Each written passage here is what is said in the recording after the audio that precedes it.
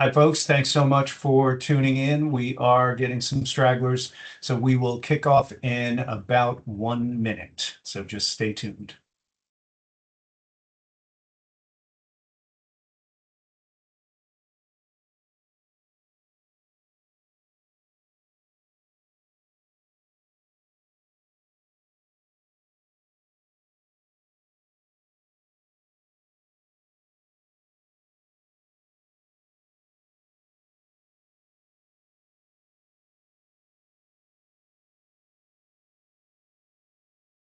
Okay, Mike, you ready? Mike's ready. Are you muted? Yep, give me All the right, thumbs up. Mike's ready. I'm ready. Good afternoon, everyone, and thank you so much for joining us live today, or maybe I'm speaking to you in the future. Thank you very much for catching the replay. My name is Jim Cushman. I am one of the senior wealth advisors here at Bartholomew and Company, and I also serve as director of business development. And I have the privilege of moderating today's session. And folks, we really have a great one for you today.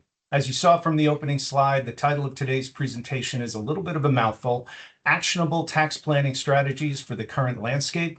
And we are excited to be joined by Mike Cannizzaro from one of our key investment partners, Franklin Templeton Investments.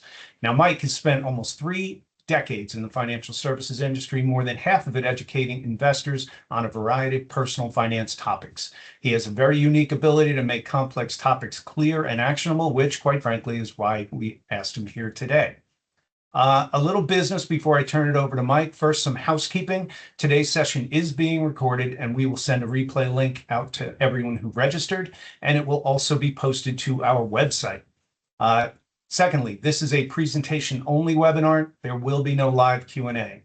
Thank you to all of those of you who submitted questions ahead of time. We did get a bunch, and Mike will be addressing some of them throughout the course of the presentation, and we will address some at the end. So don't log off too early.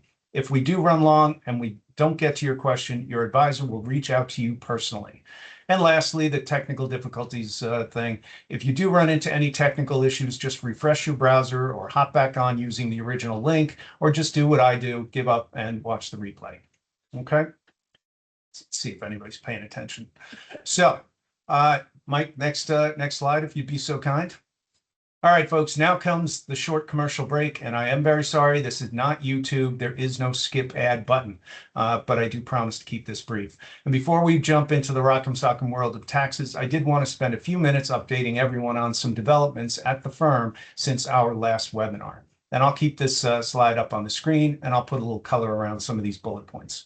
First, let's look at the big picture. Our firm was founded in 1994 by Tom Bartholomew with a very simple philosophy: stay independent, which is so very important these days, build long, multi-generational relationships, and always, always put the client's interest first. Now, I'm obviously a little bit biased, but I do think we have delivered. Today, 32 years later, we oversee about $5.9 billion. That's with a B, folks. $5.9 billion for thousands of individuals, families, municipalities, endowments, trusts, institutions, and business owners all over the country. No matter the size or the type of the client, our approach is always the same: thoughtful advice, a disciplined process, and a fiduciary mindset. Okay. All right, let's move on. I'm very happy to announce that we've expanded our footprint to make meetings easier and more convenient for our clients. We just recently opened up a new state-of-the-art Metro West office right on the Framingham-Natick line, right near the malls. So whether you prefer an in-person meeting, you have Worcester or Framingham to choose from, or a Teams video call, or the good old-fashioned telephone, which we still use. No matter what you choose, we are set up to meet you where and when it works best for you. Okay. All right. We're cooking with gas here. Next, let me touch on a topic that many clients are sometimes a little shy about addressing, and that is referrals.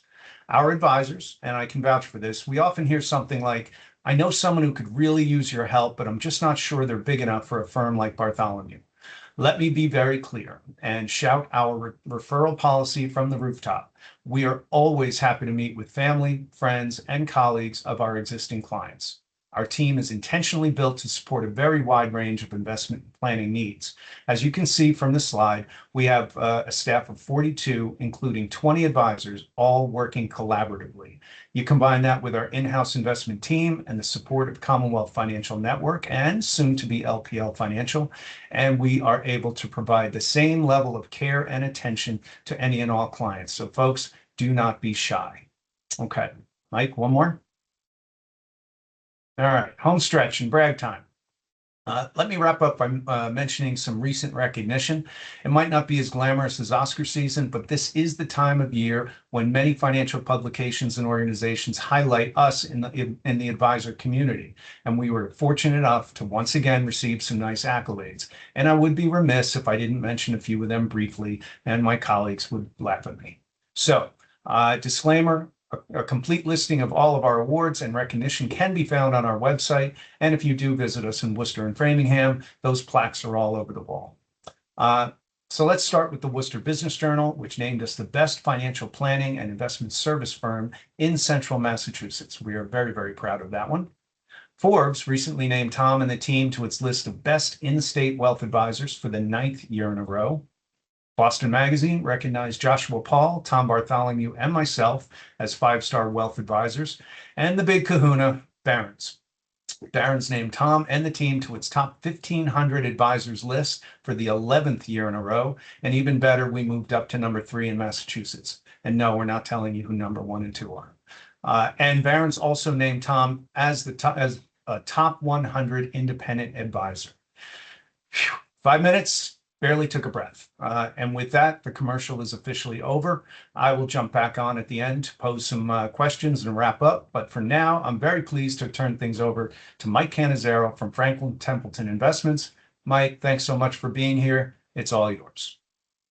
All right, Jim. Well, first of all, thank you so much for that great introduction. Thank you, Bartholomew and Company, for having me here present to your audience. And thank all of you for being here to listen. It seems like you're in great hands with Jim and the Bartholomew team, so I'll leave that as it is. I think all of you probably know that. But of course, when it comes to our personal finance, we all know that we are also very much responsible for our own financial success. So a big part of what we're bringing to you today is to basically help everyone be more educated and really be a greater part of your own decision process. One of those things that I think is more often forgot than not is the idea of being more tax aware and being more tax efficient. So many of us think of accomplishing financial goals as, saving and investing and wealth accumulation, making sure we have enough resources. But the other side of that success coin is, of course, wealth preservation, keeping more of our income, holding on to more of the assets and savings that we accumulate, because of course we know the IRS is always trying to get into our pockets. There are many legal ways, if we have the awareness and the understanding, to be more tax efficient and to reduce our overall tax bill. So that's what today is really all about. It's not about just this once a year visit to your tax advisor, your CPA, or even if you do your own taxes where you just look at this and say, oh, what could I do better? Or what could I have done better last year? It's about what you do all year long to be more tax efficient, the way we transact, the way we think about investing, the types of accounts we use, and even just understanding the tax laws that are out there. What can we do to reduce our overall tax bill? So that's what we're going to get into today. And I'm going to start us off with a good overview of the current tax landscape. We'll talk about the most recent tax legislation that passed. We're almost at the 1-year anniversary of the big, beautiful bill. And then, of course, we'll follow up with some planning considerations, some good takeaways, some actionable ideas, things that we've been talking to people and even advisors about that have started to change people's behaviors in light of those different laws. So hopefully everyone will get something out of today's conversation. Let me start with the current landscape. So one of the questions I always ask folks is, where do you think taxes will be in the future? Do you think your taxes will be higher? Do you think they'll be lower? I like to get a litmus test from people, and the way people answer that always depends on the context at which they're approaching the question. Some people think their taxes will be higher or lower, maybe even about the same, because they're thinking about their own personal income. I work today, I'll be retired in the future, for example, maybe I'll have less income, therefore I'll have less taxes. But some people are actually thinking about taxes as a matter of federal policy. If I reframe that question, where do you think tax rates will be in the future? Most people say, oh, I think they're going up. Why is that? Well, when we look at the current tax landscape, it kind of makes sense. We've had multi-trillion plus dollar deficits for many years going back. We're closing on a $40 trillion national debt, right? That's not a good number. We also know that we've had this gap between revenue as a percentage of GDP and spending as a percentage of GDP. And it's just been very, very difficult for the federal government to cut spending.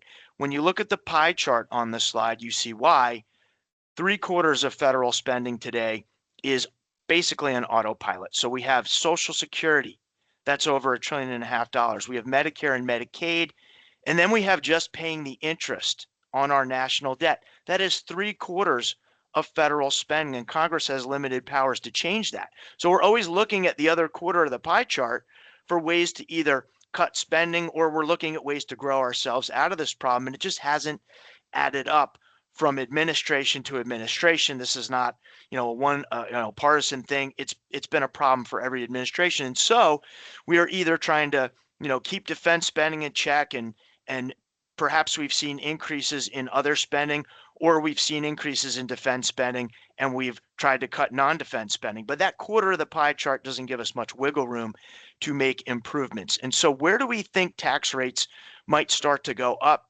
Well, we haven't had tax rates at the federal level in quite a while at the marginal tax brackets. We'll talk about that. But it's possible that in the near future, we may see some impact to Social Security. Social Security has an urgent need. The trust fund is expected to be depleted sometime between 2032 and 2033. Therefore, it's going to be very, very hard to fix that without some increase to payroll tax. Now, there are a number of ways to increase tax revenues without maybe increasing tax rates, but this may not be one of them. So we will see, as part of some proposals out there, whether or not, at least in the near future, a payroll tax increase occurs as any fix to Social Security. So that's just something of interest to note. But when people think about the future, will taxes go up or down? You have to answer that question personally in terms of how you plan today for the income you're going to be drawing on later on. So how can we hopefully look at reducing our overall tax liability from year to year? Well, we haven't had tax increases in a long time at the federal level. We've actually had more tax relief. The last big tax relief we had was with the Tax Cuts and Jobs Act of 2017. Until just a year ago in July, we had the one big beautiful bill. I'll call it the OBA bill for short because it's a mouthful. But this bill essentially did three things. First of all, it made permanent a lot of the provisions in the Tax Cuts and Jobs Act of 2017 that were getting ready to expire or to sunset. So we had things like the lifetime gift and estate tax exemption that was getting ready to sunset. The tax brackets that were lowered in 2017, that was getting ready to expire. The standard deduction, which was increased back then, also getting ready to sunset. Guess what? None of those things are expiring going forward. They've now been made permanent, but put an asterisk next to the word permanent because nothing's ever truly permanent. Anything can be undone by a future law. So that would require Congress proposing laws, getting through the House, getting through the Senate, and not being overturned by a presidential veto. Essentially, you need full control in most cases to get tax law through, which is what we had last year. Even that didn't get through on the first few attempts because we had a lot of people flipping sides. So it's not easy to get tax law through. So it's quite possible a lot of those things will stay where they are for quite some time. The second thing this bill did is it modified some of those pre-existing laws that were in place. So we'll talk a little bit about those modifications.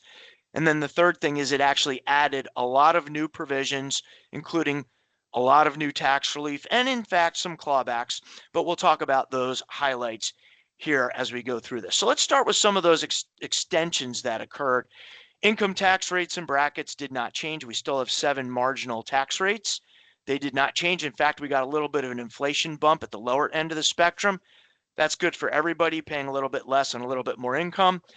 The standard deduction, which was increased over 10 years ago, that stays in place and, in fact, keeps going up every year. We're currently at $16,100 on the standard deduction for single filers, double that amount for married couples filing jointly. Now, the SALT cap is interesting because back when the standard deduction was increased in 2017, they put a SALT cap in place. What is that? State and local taxes. So if you pay state income tax in the state you live in, which I know many of you do, if you're in Massachusetts, or if you have high property tax, having that SALT cap put in place was kind of a detriment to a lot of filers who were itemized deductors because they had unlimited SALT deductions. That was no longer the case after 2017. A lot of people switched over to the standard deduction because it was $10,000 cap. Well, now that cap has been temporarily lifted to over $40,000. It's going up 1% a year. It started at $40,000 in 2025. Now it's at $40,400 for 2026. This is giving relief to a lot of those folks in high property tax states or high income tax states where they can maybe flip back over from standard to itemized. So we did see that this year. I don't have final numbers on that. They were expecting about 5 million filers to switch back. But this is temporary because after 2029, that SALT cap goes back down to 10,000 unless a future Congress extends it. There are income phase outs for that. I'll talk a little bit about that on an upcoming slide. Alternative minimum tax, I won't spend a lot of time here, but this is just an alternative calculation on figuring out a person's tax bracket. It impacts people who take a lot of deductions, probably someone in a higher bracket. What we are seeing here is more people bumping up against this now because they reset those barriers at a lower level and they increase the rate at which you hit the AMT. So again, this would be something to talk to your tax advisor about. Am I exposed to AMT tax and how can I avoid that? And then finally, itemized deductions. One of the interesting modifications to the last provision here is that most of the itemized deduction changes from 2017 remain in place. However, for top earners, people in the 37% top tax bracket, if you itemize your tax deductions, you're only getting 35 cents back on the dollar for every deduction you take. So they basically cut 2 cents off at the top bracket for itemized deductions. You can only get 35 cents on the dollar back for every deductible dollar that you take. So that is a clawback. A lot of people thought this was just all tax relief. It's not. It actually does have a little bit of a clawback for the highest earners. What new tax relief items did the bill provide? These are just some highlights. There were many others, but these are the probably most important ones to all of you. These focus mostly on individuals. The first 4 are what are called new additional deductions. There's a whole new tax form for these. The first one's very important for seniors. People age 65 and older now get an extra bonus deduction on top of the other deductions you can take if you meet the income limits. Notice there's an income phase out here for single filers starting at 75,000 of adjusted gross income, for married couples starting at 150,000 of adjusted gross income. But again, in retirement, what will your AGI be? Hopefully you can stay below those limits. You get a full extra $6,000 tax deduction on top of all the other deductions, and that is per spouse. So if you're married and you're both 65 and over and you're under the income test, that's $12,000 for married couples. I'll do an example of this in a bit.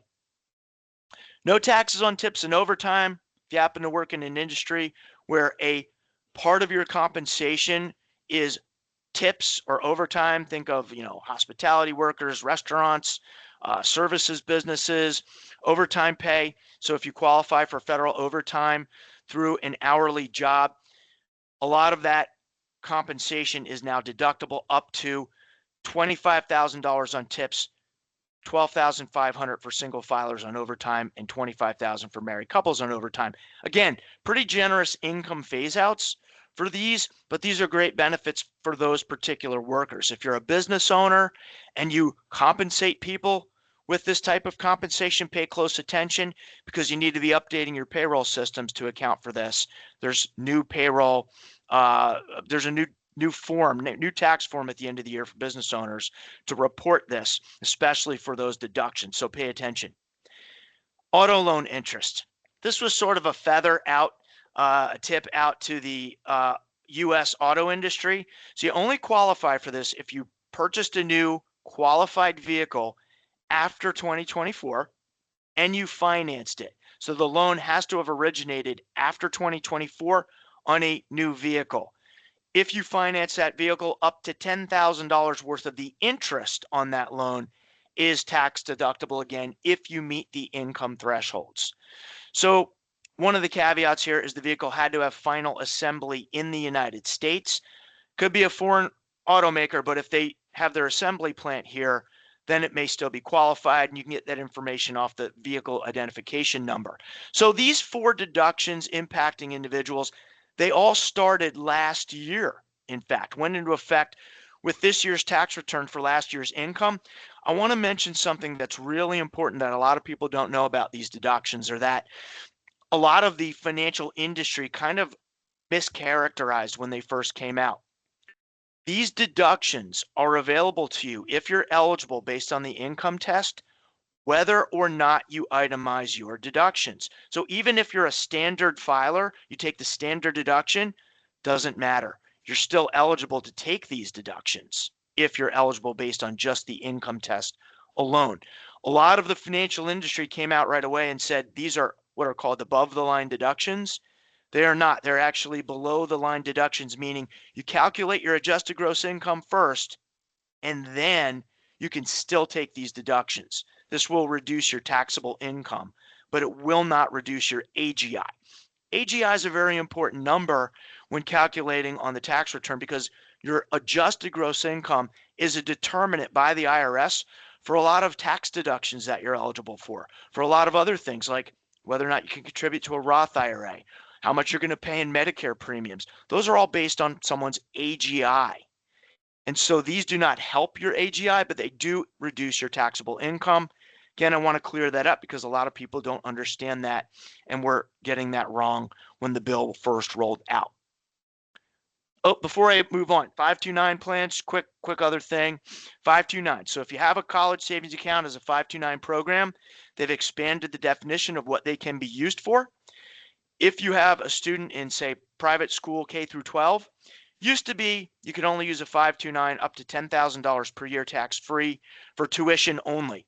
But now K through 12, it's been expanded to include books, materials, tutoring, supplies, and also post-secondary credentialing programs. So if you're graduated, but maybe you're not going to college, but you're going to become someone in a trade or certificate program like a HVAC or welding or plumbing, and you need to go to school for that, you can use it for those things as well. And they've expanded the amount to $20,000 per year.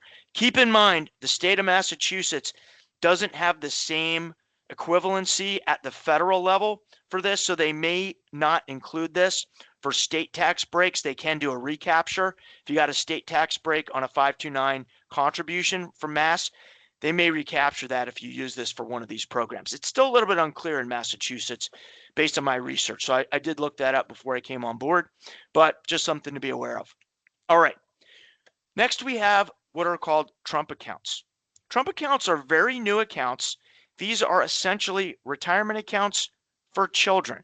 Most children aren't yet out there working, especially if they're under age 18, and that's exactly who these are eligible for. So these are contributions made by family members, potentially friends. It could be anybody within your sphere who contributes to a Trump account, usually set up by the guardian of that child, usually a parent, and there's an order to that if there's no living parent. But they can also be funded by employers, by private foundations, charities, and also state and local governments.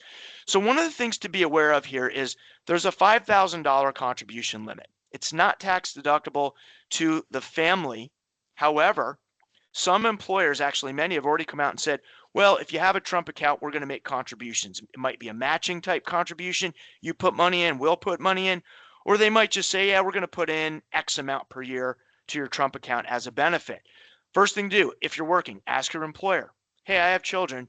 Are you going to be funding Trump accounts? If yes, there's some free money. Now, the employer contribution limit is $2,500, but it is contained within that $5,000 total. So if they put money in, then you can't put in a full $5,000 on top of it. You're limited as to what you can put in. It's got to be in combination. But if a foundation puts money in for your child or a state and local government, that's over and above the $5,000 limit. So your contribution is not tax deductible, but all the other contributions are going to be part of the tax deferred bucket in the account. Earnings are tax deferred, employer contributions are tax deferred, other contributions as well. So there will be some tax on this later on when that child takes the money out. Basically, at age 18, you can no longer put money in, and the child then treats it like a regular IRA and keeps it until their retirement. And they have to follow those rules of early withdrawals, taxes and penalties, etc., for taking the money out too soon. So it works just like a retirement plan.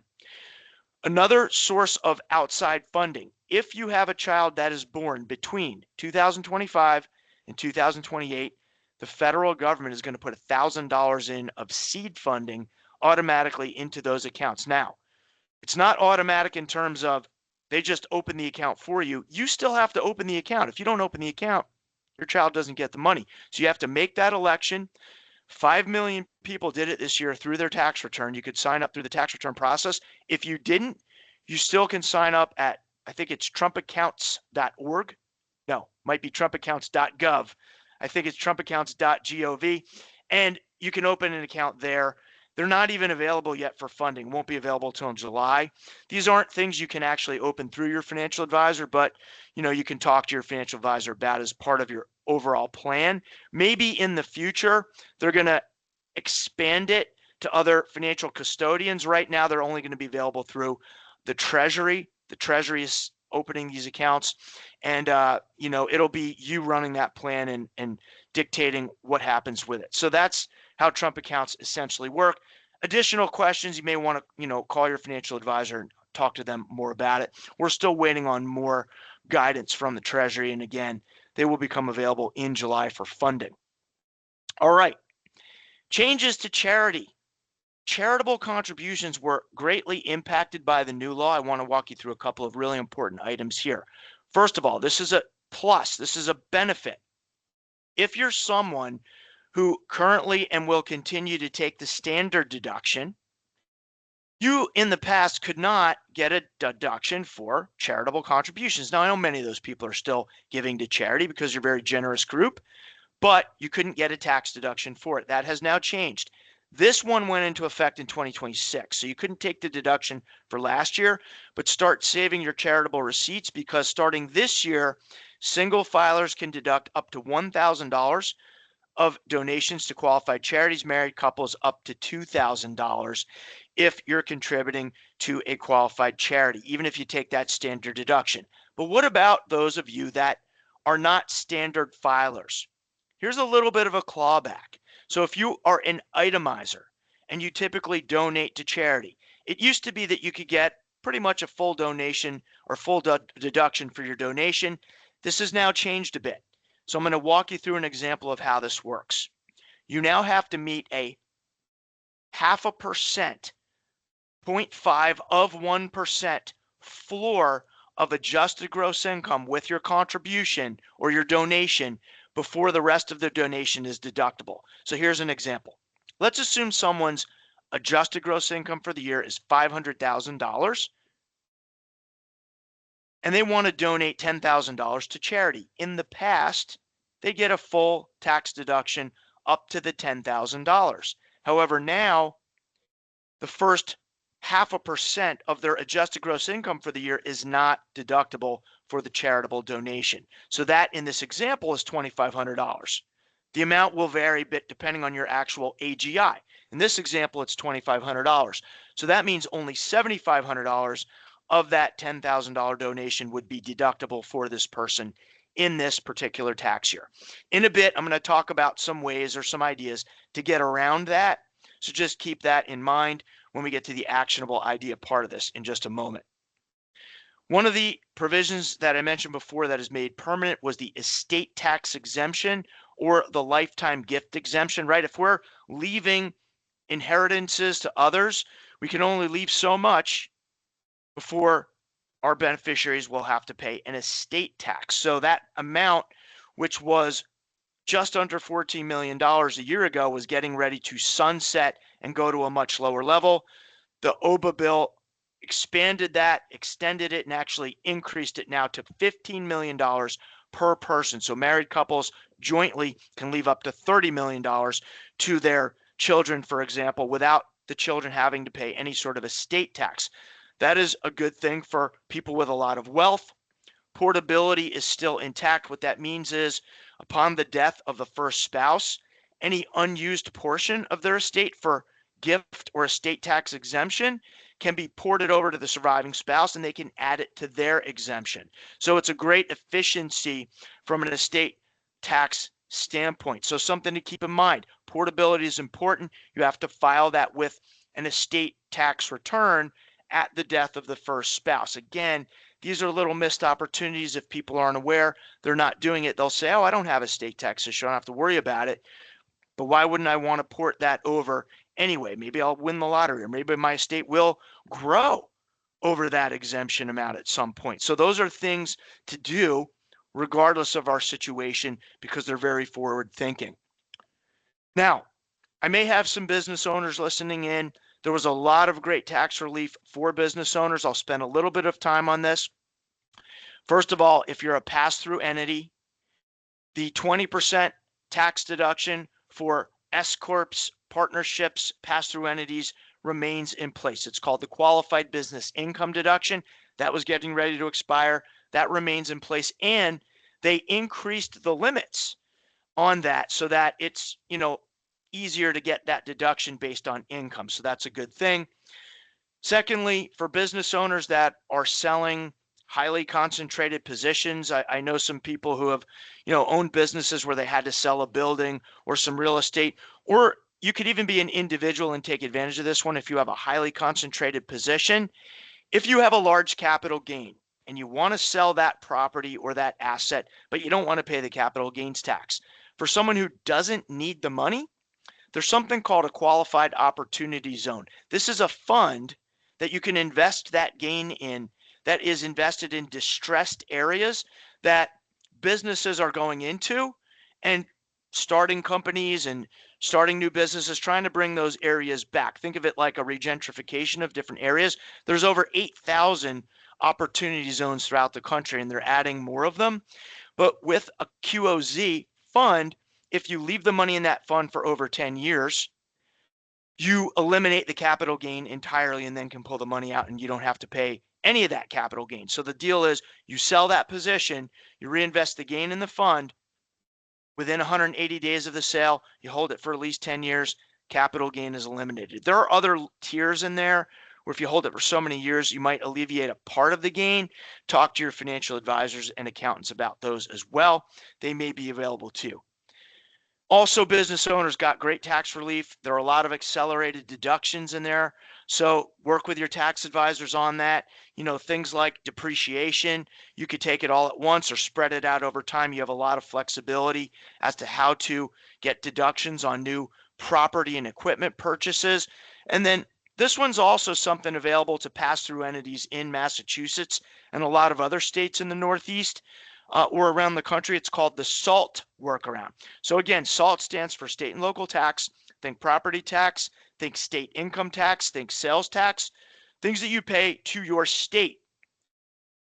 When the SALT cap went into play over 10 years ago at $10,000, a lot of states passed a law that said, look, if you're a pass-through business, we will let you pay your state income tax at the business level and take it as a business deduction. What does that do? It frees up the personal return to use the entire SALT cap deduction for other things like property taxes and or sales taxes. So if you could pay your state income tax as a business owner, you could still use that entire SALT cap, possibly up to now $40,000 for property tax and other taxes at the state and local level. This may be of interest to you. Again, a conversation that should be had with one's tax advisor. And Massachusetts does have specific laws for that. So something to keep in mind. There may be people from other areas as well on the call. So just check with your state on that. All right, let's move on to some actionable ideas and strategies and put some of what we talked about into further action. There are 4 different themes. I'm going to cover an idea or two at each. We're going to talk about maximizing deductions, exploring tax efficient options for those charitable charitably inclined. We'll talk a little bit about Roth conversions. I know we have some questions that came in on that as well. And then we'll talk about transferring wealth more tax efficiently to your beneficiaries. So the first one gets back to that SALT cap idea. As I said earlier, we've got this increase in the SALT cap now to $40,000.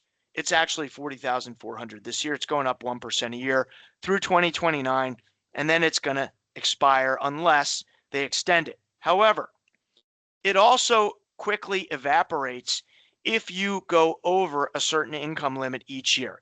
Right now, that income limit, it was $500,000 last year. It's gone up to $505,000 adjusted gross income this year. So once you go over that amount for the year, it quickly starts to drop from 40 back down to $10,000. That's where you end up. Once you go over 606,333 for 2026, you're at a $10,000 SALT cap deduction. So we really want to pay attention if we're getting close to that limit for ways that we can reduce our adjusted gross income. These are areas where you may be able to talk to your tax and or financial advisor. Can I implement better retirement plan contributions on a pre-tax basis?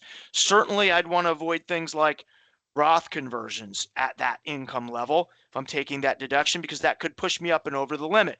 Another example would be capital gains. Let's just say when I'm in that limit, I'm in the 15% capital gains bracket, right? Capital gains are a little different. They're based on taxable income rather than AGI, but you could theoretically be in the 15% long-term capital gain bracket and say, you know what? I still have a ways to go before I hit 20%.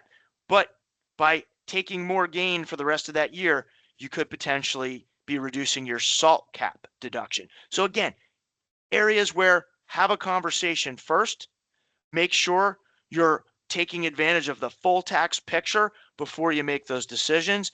And you want to pay attention at these limits. And there are more limits that we'll talk about, but this one is specific to that SALT deduction. All right. Let's look at the marginal tax brackets. We treat this sort of like a ladder. It's progressive. You pay a certain amount of tax at each level, and then it keeps going up on every dollar over each threshold. So what do we want to do with our tax brackets? We want to pay attention to the next top tax rate, because if we can stay under it, why pay more on every dollar? So most of you know, generally speaking, what your marginal tax rate typically is. For some of you, it may not change a lot from year to year, but for others, maybe you're close to a line and you really want to pay attention to onboarding any more income for the year so that you can stay under those levels. When we're in those low brackets, like the 10 or 12% bracket, by the way, the numbers here for single and married filers are based on taxable income. That's what your tax bracket is based on, not your AGI, but your taxable income. So this is after all your deductions. That's what these numbers represent. So when we're trending in the lower tax brackets, what do we want to do? We want to accelerate income. This is a good opportunity to pay tax on more income at a much lower rate. So here's a good chance to maybe do more Roth conversions, or maybe realize more capital gains, possibly at a 0% long-term rate, right? We'll do some examples of that in just a moment. Once we hit those middle brackets, a lot of landmines start to go off. We start to trip over a lot of wires. What do I mean by that? Well, here's where we really want to pay attention to these thresholds.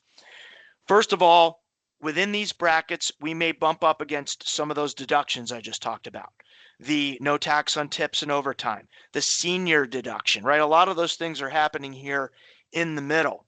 Another big one that really irritates retirees when their Medicare premiums go up because their income jumped up over a certain amount. That is based on AGI, not taxable income, but usually happens within these tax brackets. Another one is the capital gains surtax. When our income exceeds a certain amount, capital gains, they add 3.8% to the long-term rate. So again, all of these limits that we want to be paying attention to are very, very important. So before we just make investing decisions, again, talk to your financial advisor. What should I do? What should I be paying attention to? And finally, in the highest tax brackets, here's where we want to look for ways to reduce income. We want to accelerate deductions. Maybe if I'm a business owner, it's a good year to take more business deductions rather than spreading out that depreciation. Maybe I want to increase my charitable contributions. Maybe I want to take withdrawals from a Roth account instead of a taxable retirement account if I'm in retirement. Maybe I want to avoid Roth conversions at this stage, right? There's a lot of things to be looking at here to be more tax efficient when we're in those higher brackets. So again, working with our advisors if we have questions. Let's look at some examples of that. One here is the standard deduction. Okay, so let's assume we have a couple married, both over age 65. Let's say they're retired, but their income need in retirement is about $100,000 per year.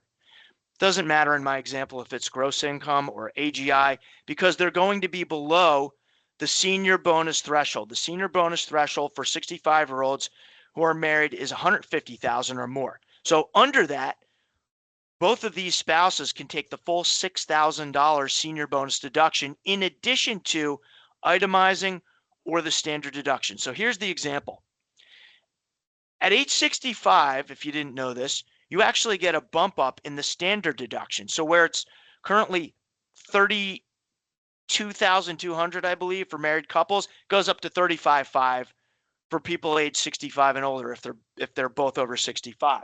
Now, in addition to that, they get the full $12,000 age 65 deduction. That brings their total deductions for the year to $47,500. So we reduce that from 100 and we get taxable income of $52,500. Now, most people at this point would be like, this is great. I'm paying either very little or nothing in taxes, and they walk away. But what we should be doing is analyzing our investments and other things that we could do for greater tax efficiency. We want to use that whole tax bracket up. So when we look at the capital gains rates, a married couple has to exceed about $98,000 in taxable income before their long-term capital gains for the year goes from 0 to 15%. So of course we want to stay below that line, but they're at 52,500. Now, if they looked at their taxable brokerage account and said, gee, we've got a lot of positions that have gone up in value, we could realize a gain of up to $46,000 still for the rest of this year without paying any tax on it at all at a 0 rate. Why wouldn't we do that? Sell some of the winners, take those proceeds and then reinvest them? It's a no-brainer, right? So that's something that if we didn't know otherwise, we just wouldn't have done it, and we missed a great opportunity because the clock starts over again next year. Can't go back and do it retroactively. So a really important example of paying attention and making sure we're maximizing tax efficiency here. In terms of charity, right? I talked earlier about that new 0.5% floor of AGI that people have to eat through every year if you're an itemizer. How can we get around that? Two ideas that we're seeing gaining traction. The idea of a qualified charitable distribution. Number one, this is a way for someone who has a pre-tax IRA and is over age 70 and a half to move money directly from that IRA to a charity. Doesn't come to you first, it goes straight to the charity. If it's a qualified charity, that distribution is entirely tax-free. Now, normally in a pre-tax IRA, you take money out to yourself, you have to pay tax on it. If you are of RMD age, meaning you have to start taking required minimum distributions from that IRA, that distribution can satisfy that amount for the year. So it's two benefits there. One, you're satisfying your RMD, and two, the distribution is tax-free and satisfies your charitable intent. Obviously, you need to have charitable intent for this to make sense. But if you do, the idea is now, rather than using assets from your taxable estate like cash or other securities and giving that to charity and then taking a deduction, use the IRA. Why? Because if you use the taxable estate, you now have to eat through that 0.5% floor before you get that deduction. With the QCD, the 0.5% floor does not apply. So look at this and see if this makes sense for you. Again, talk to your financial advisors about it. If they have your IRA, they can help you with it. Doesn't work with an employer plan, just IRAs. You have to be over 70 and a half to do that. Now, what if you are an itemizer and you do maybe give a lot to charity and you do typically give from your taxable estate and you're not interested in eating through that 0.5% floor every year? There is something called a donor advised fund. Donor advised fund is a way to give to charity by putting the money into this fund that then allows you to determine over time how you want to give from that fund to your favorite charities. But what this allows you to do is lump more of your giving into, say, one tax year. You could put it all into the fund at once. You get the full tax deduction in 1 year, so you only have to eat through that AGI floor one time. And then you can spread the giving out to those charities over subsequent years. Some people are now doing this because they like to give every year, but they don't want to have to eat through the AGI floor every year. So donor advised funds, this is something that Bartholomew and Company can certainly help you with as well. So make sure you talk to your advisors about it. In terms of that tax ladder that I showed you earlier, you might have been thinking, right now I have income. If you're working, I can't do much about that. I'm in the same tax bracket every year, but what about in the future? When I'm pulling money out of all these sources, how much of that's going to drive my tax bracket? Well, the answer is however much taxable income you have, that's what's going to drive your ultimate tax bracket. So if you want to be more tax efficient in the future, you have to think about how you're saving and investing today, which is why we talk to people about this idea of tax diversification. This is simply the idea of spreading out your savings over time to not only pre-tax assets, but taxable and tax exempt resources as well. So think of your taxable account. You can save and invest in that. You can also potentially save and invest in Roth accounts if you have access to them, health savings accounts if you have a high deductible health plan through an employer, potentially use municipal bonds for tax exempt income. And then there are other ways to save for goals like college savings programs, etc. So what this does is it allows you greater flexibility as you're taking withdrawals to potentially take them on a tax efficient basis, because if you can use a combination that keeps you below some of those AGI thresholds in the future, that will not push you up possibly into that next higher tax bracket. So that's an idea. Again, your financial advisors can help you plan forward for. Last idea here, tax efficient estate transfer. So a couple of things here. One is I meet a lot of people who are very generous with their beneficiaries, and they don't want to just leave everything to people after their death. They want to start giving to people while they're still alive. I think that's more fun in many ways, but you would think intuitively I could just do this. However, there are limits per the IRS as to how much you can give in a single year without having to file a gift tax form, and how much you can give over your lifetime. So the estate exemption of 15 million also applies to the lifetime giving exemption. It's a unified amount. Therefore, we want to be tax efficient with the way we give as well. A couple ideas here. If you have assets in your estate outside of just an estate tax issue, but if you have assets in your estate that you'd say, I'd like to give my kids some shares of stock, or maybe I want to give them the family vacation home, or maybe I even want to just put them as a joint owner on something of like my own home or my account. This happens oftentimes as people get older and perhaps are no longer married, they're maybe divorced or widowed. It could be a planning mistake. Why? Because whenever you give appreciated assets to someone else that's not a spouse, you're also transitioning to them the embedded capital gain. What that means is they no longer get a step up on that portion of the gain at your death. They only get a step up on the gain from assets that you hold in your estate under your name. This happened in my own family. I had an uncle who was getting older, memory loss issues, put his son on the title to their house. The house had been in the family for 50 years. Huge capital gain. Now the son is stuck with half of the ownership of the house because they didn't know this, and also will have to pay gain on it when he sells the house later on. Could have avoided that entirely by having left it in the father's name and using a power of attorney or something other to help manage the finances of that home. So those are planning mistakes we want to avoid. Another thing here, in terms of your taxable retirement plans, we want to make sure we're thoughtful about that. There's a new 10-year rule in play. If you leave a pre-tax retirement account to someone other than a spouse, oftentimes they may have to deplete that entire account within 10 years of death. That's creating a lot of tax burden for beneficiaries. I would encourage you to talk to your financial advisors about that as well. We can look thoughtfully at that in terms of how it makes sense to maybe allocate proportionally based on beneficiaries in different tax brackets, or in determining who the successor beneficiary should be. Sometimes people just leave it to their kids when in fact they're still married because they think it's a good idea. And in fact, maybe the spouse is a better conduit for those assets to move through first to stretch those accounts out longer. So again, just throwing some ideas out there. But with that, I've ended the speaking portion of the slides. I've got a couple quick disclosure slides. I will give just a few quick disclosures. Today's presentation is intended not to be tax advice, but rather tax information, right? You always want to work with an accountant or a CPA, a licensed practitioner, to look at your personal tax return. That being said, in the financial industry, we know that we have to provide as fiduciaries tax information to clients. It goes part and parcel with investments, with all the different accounts that we're setting up for you. And so hopefully today has been a helpful review of some really important tax information. But part of that is to spur thought, to spur conversation, and make sure that you're always asking questions before making decisions. You're in great hands with Jim and Bartholomew and Company. And with that, I'll turn it back over to Jim for some Q&A.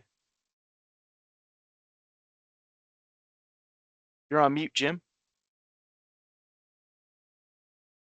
Like it's the first time I ever used Teams. All right, sorry about that, folks. Mike, that was great. As a reminder, there is no live Q&A, but just don't leave yet. We still have about 7 or 8 minutes left, and I'll pose Mike a few questions that we got during the course of the registration process, and we'll just ride it out until the top of the hour.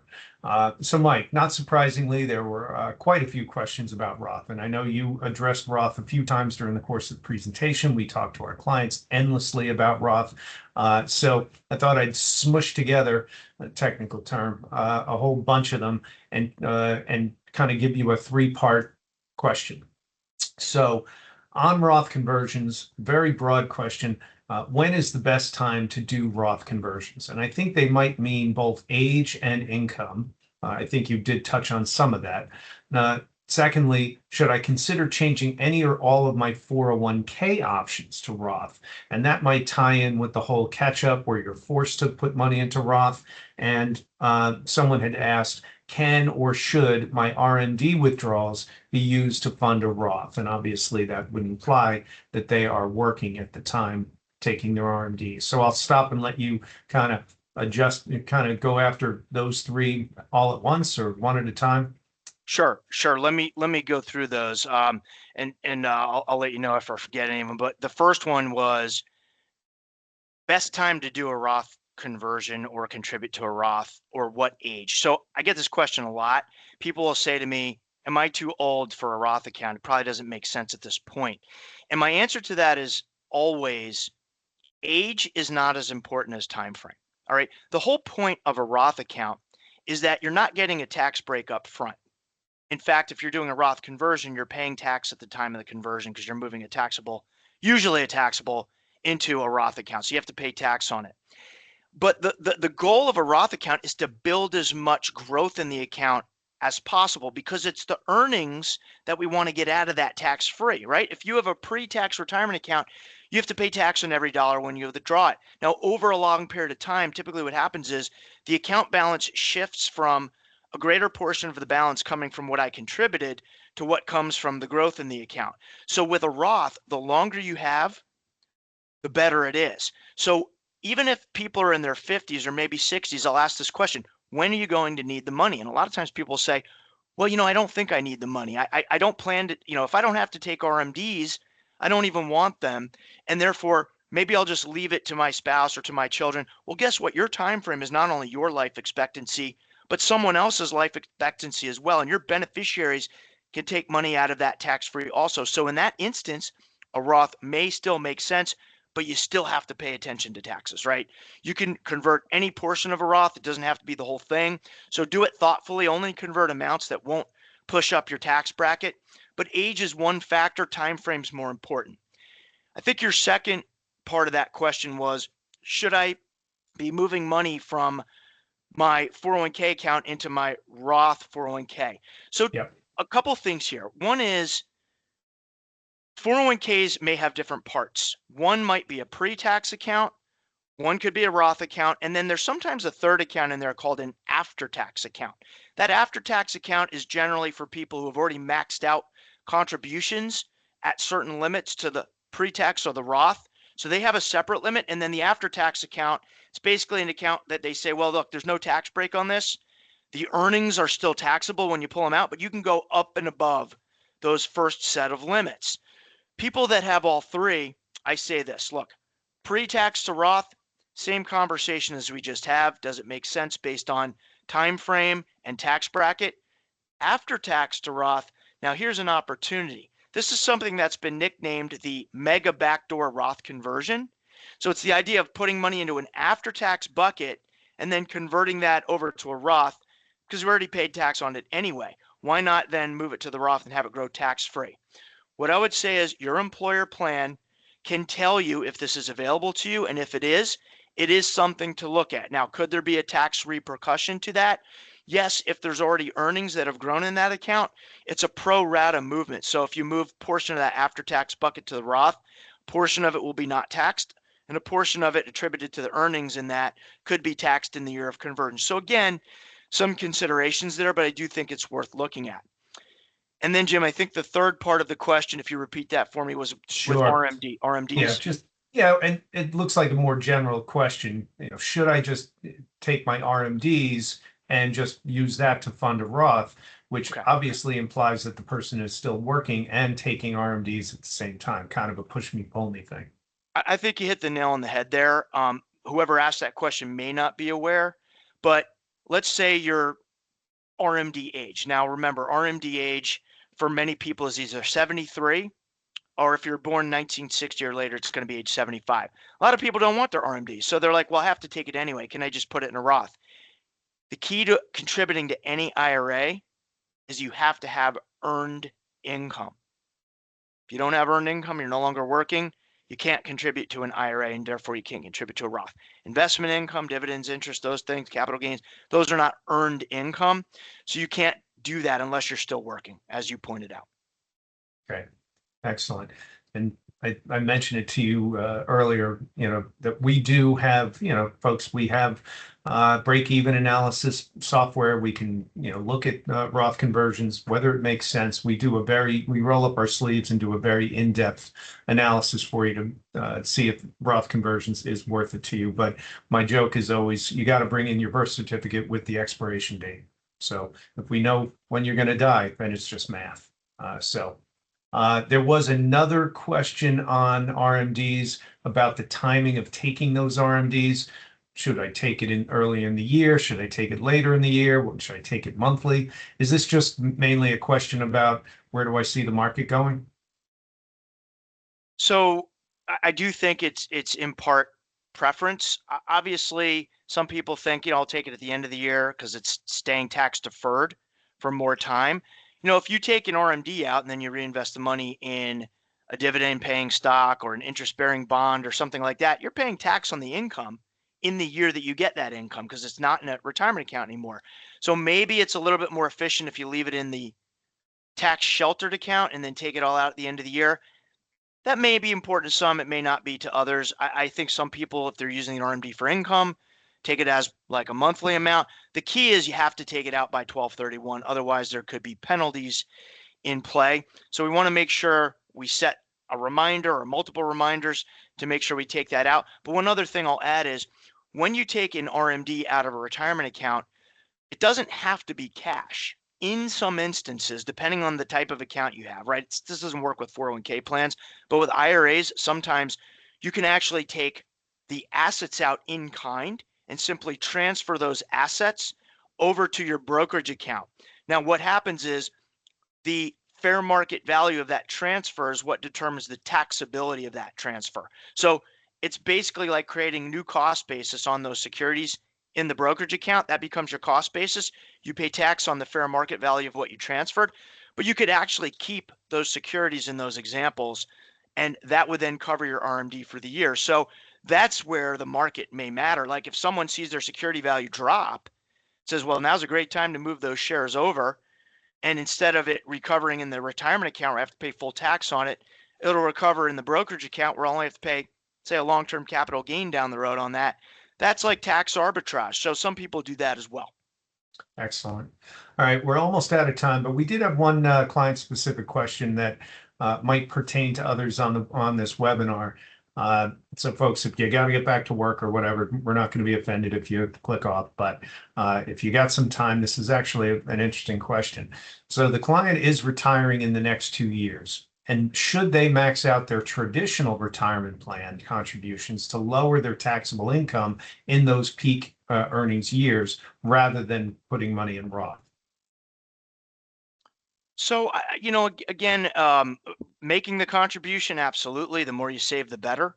But I guess it really just comes down to, again, if you feel the tax deduction is better off, go with the pre-tax account. If you're someone who doesn't plan on taking money out of your retirement account right away, especially that Roth account, maybe the Roth could make sense, or in many cases, you could split it between the two Yeah. if you want a little bit of both. So it really is a preference and tax option for those folks. Excellent. All right. That'll wrap it up. We did have a few questions as usual on Social Security, but this was not a Social Security webinar. We will plan a future webinar dedicated specifically to Social Security strategies, so be on the lookout for invites for that. And with that, I will wrap it up for this webinar. A huge thank you to Mike and all of our friends at Franklin Templeton. Again, folks, watch your email or our website or your monthly newsletter for more invitations to future events.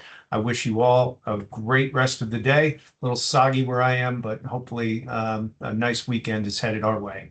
So thanks, everybody. Thanks for having me. Thanks, Mike.